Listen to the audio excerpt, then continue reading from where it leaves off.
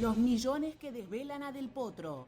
El presente del tenista Juan Martín Del Potro tiene dos caras bien distintas. Por un lado, su pronto regreso a las canchas. Por el otro, el crack económico y financiero que nadie vio venir. Es un hombre que no solo desea volver a jugar al tenis por amor propio y por lo que significa el deporte para él, sino que necesita. No, el padre no le habría alcanzado con que el hijo sea una estrella máxima del tenis. Él descubrió todo después de su muerte, porque el padre trabajaba con una contadora. O sea, el que manejaba todos los negocios era el padre y una contadora. Los malos negocios del padre relacionados con el campo ponen a Delpo entre la espada y los tribunales. Tiene denuncias por todos lados y muchos juicios millonarios en su ciudad natal, Tandil. Pidió plata prestada. Ay. Entonces, Pasa que, claro, claramente, cuando él fallece, todo esto se destapa porque los prestamistas, ¿a quién van a buscar? A Del Potro. A Del Potro, a Juan Martín. Y él está haciéndose cargo de todo esto.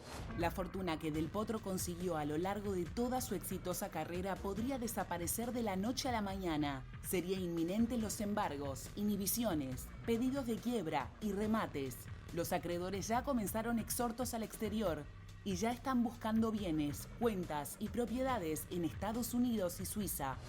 Tal vez es el partido más duro que estoy jugando de toda mi carrera porque no sé cómo ganarlo todavía, pero lo importante es siempre estar en partido, estar en carrera. Es por todo esto que desde la producción de la tarde nos preguntamos, para levantar semejante desbarajuste económico, ¿Juan Martín Del Potro tendrá que responder con su patrimonio?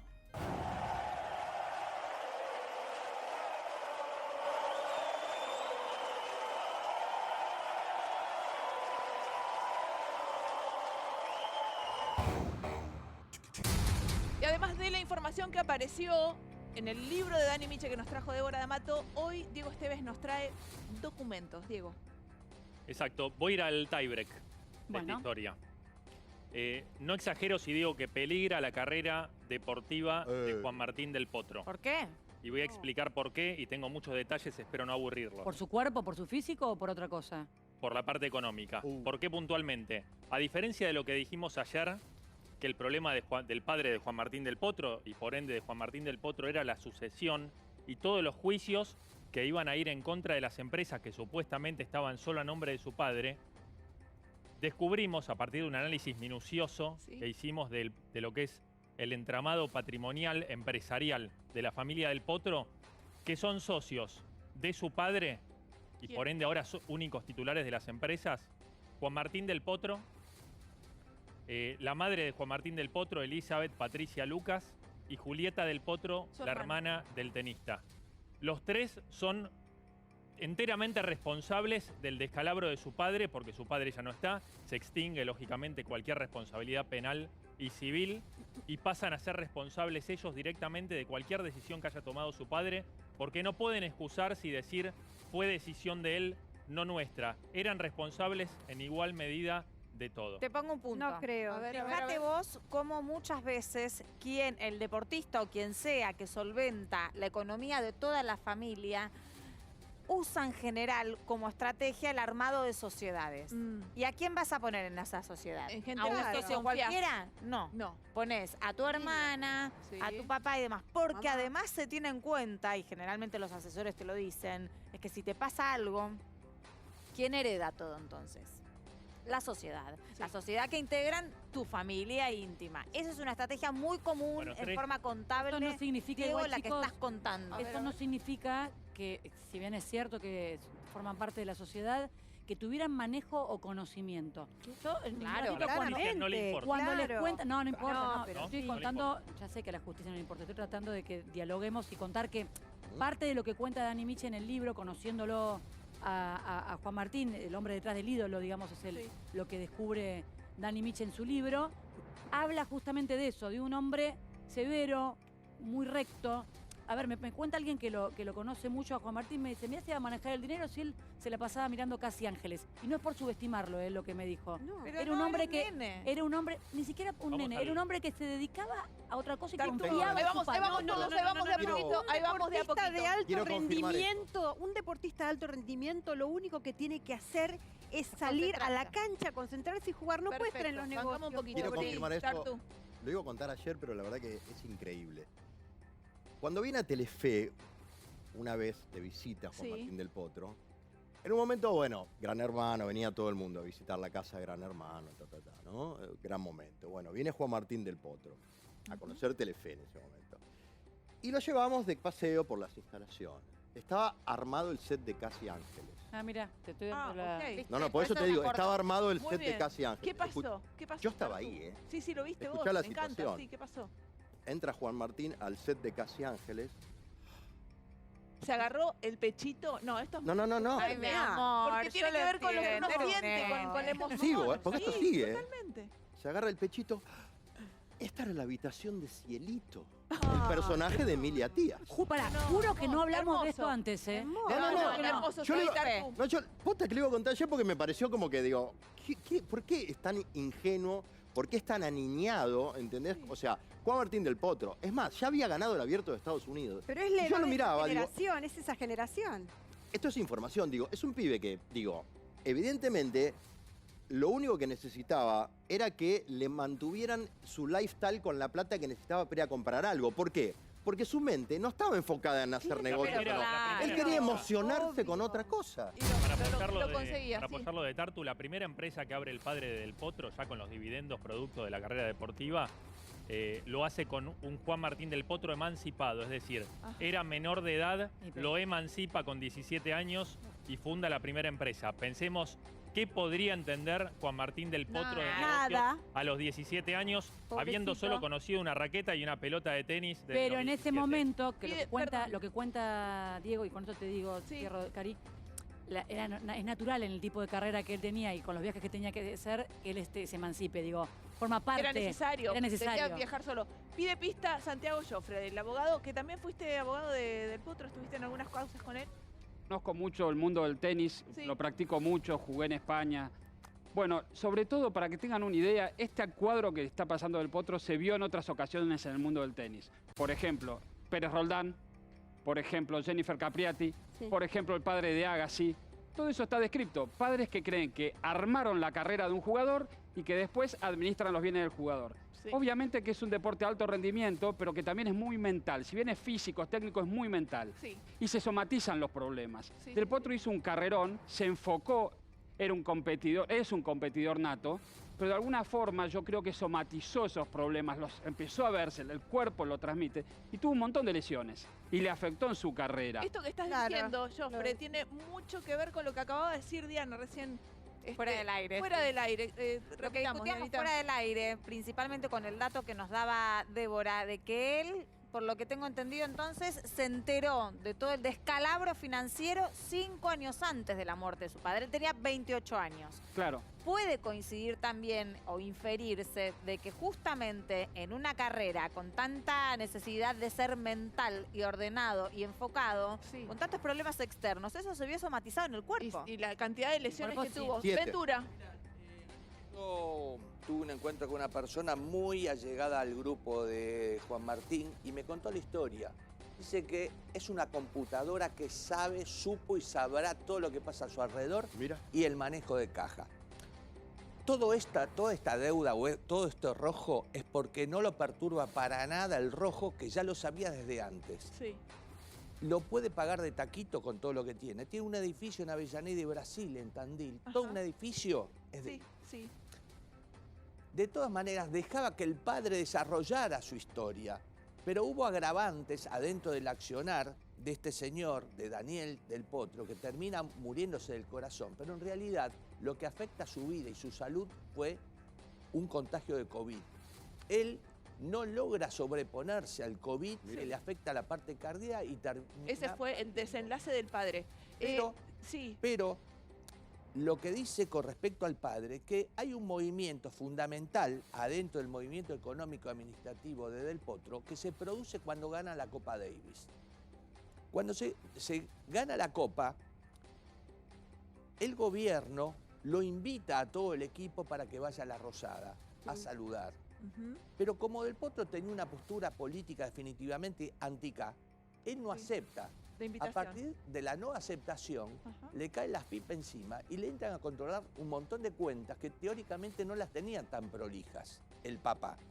Un papá que había alquilado campos unas 9.000 hectáreas, las había, y que muchas veces para hacer todo ese alquiler tenía que estar buscando capitales que no los tenía el padre, no el hijo, el padre no los tenía, y entonces hacía acuerdos con usureros que lo reventaban con los intereses que le cobraban. Lo mataron y lo terminaron liquidando.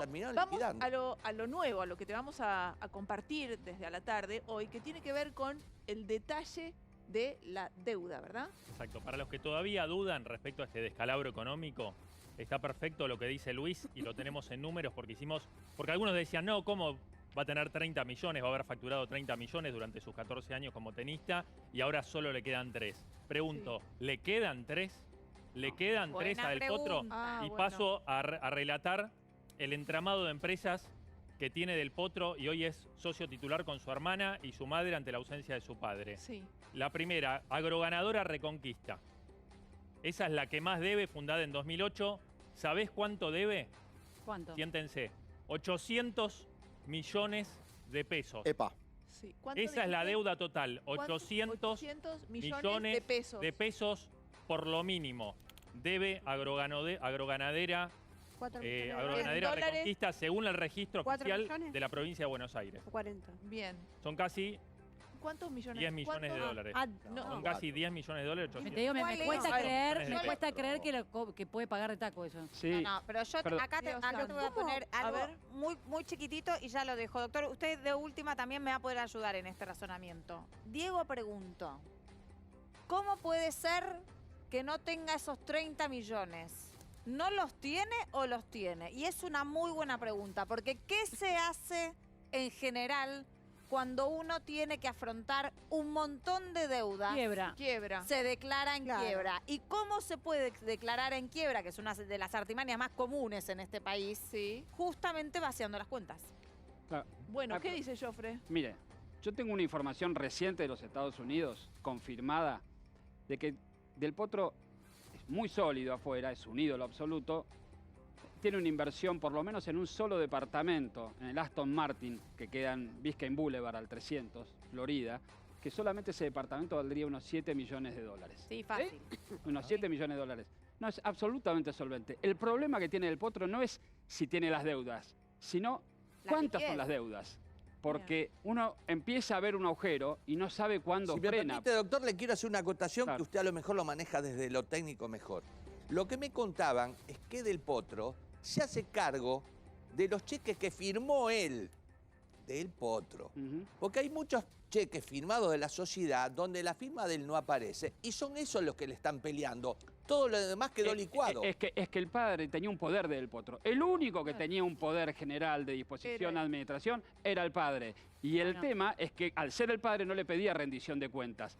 Razón por la cual no sabemos qué es lo que firmó el padre y hasta cuántos son los muertos que habría podido haber dejado. Claro, hay un, para tampoco eximir de total culpa Del Potro, hay un pedido de desalojo en un campo que estaba arrendado a nombre de Del Potro. El desalojo, la demanda es contra Juan Martín Del Potro por un valor de más de $50.000. Ay, Dios mío, qué uno de los tantos. Enseguida seguimos, Diego. Te voy a contar, Karina, algo de información que me pasaron desde Tandil en el día de hoy, averiguando un poco sobre esto. Hay una preocupación un poco porque salió a la luz esta circunstancia, porque sería incluso mucho más grave de lo que nosotros pudimos ir contando en el día de ayer. ¿Cuán grave? Fíjate, deudas con el Banco Nación de Tandil. Deudas importantes con el banco. Deudas con veterinarias de Tandil. Cosas que fueron tratando de ir viendo y que nunca pagaron. Cheques sin fondos.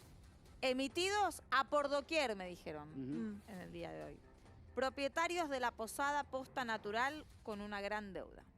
Bueno, acá seguimos sumando problemas a Del Potro. No, sí, yo recién contaba que Juan Martín había descubierto esto sin que el padre se lo dijera, lo descubrió de casualidad. ¿Pero para cuál fue su reacción? Cuando descubre eso, ¿cómo? De mucho enojo y de distancia.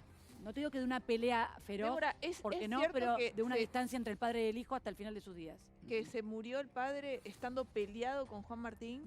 Con esto que sucedió, hubo enojo, por supuesto, por el mal manejo y una distancia, no sé si una pelea, pero sí una distancia. Déjame decirte, parte del capítulo 15 del libro de Dani Miche, El enigma del potro, que es bastante interesante y que permite ver un poco de quién estamos hablando, no del ídolo, del padre del ídolo. El capítulo 15 se dedica al padre y hace referencia a que desde el principio, cuando el Negro Gómez, ayer Florencia contaba que había vuelto a entrenar con el Negro Gómez, bueno, era con quien entrenaba al principio, antes de ganar todo, y en el medio pasa algo que lo pierde al Negro, y ahora les cuento.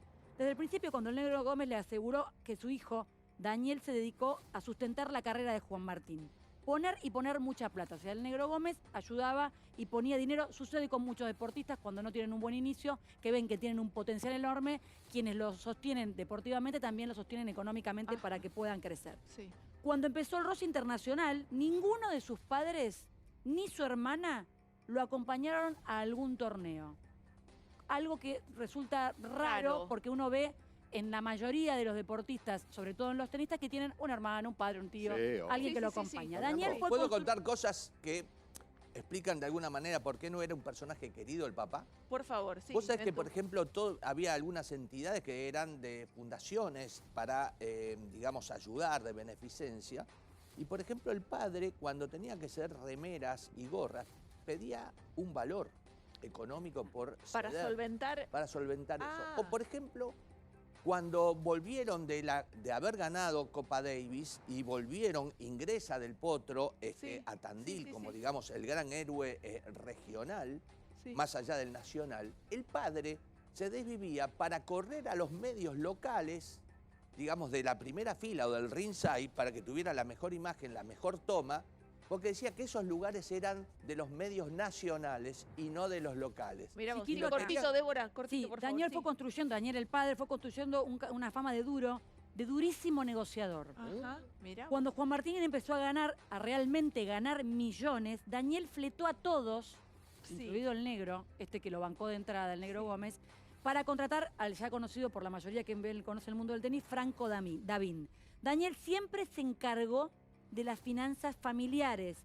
Ya había diversificado inversiones del clan, veterinario de profesión, amplio conocedor de la producción agropecuaria. Daniel creó en 2005 una empresa de explotación ganadera. En 2007 creó la Sociedad Agrocomercial Tandil, Sociedad Anónima, con Juan Martín del Potro como principal accionista, aunque Daniel siempre tuvo la dirección y la empresa y la presidencia. En paralelo, su papá, Daniel, hacía lo que contábamos ayer, inversiones inmobiliarias que no fueron tan buenas. Impresionante toda la información, tenemos mucha más información. Enseguida vamos a estar desarrollando la ruta del dinero del padre de Del Potro.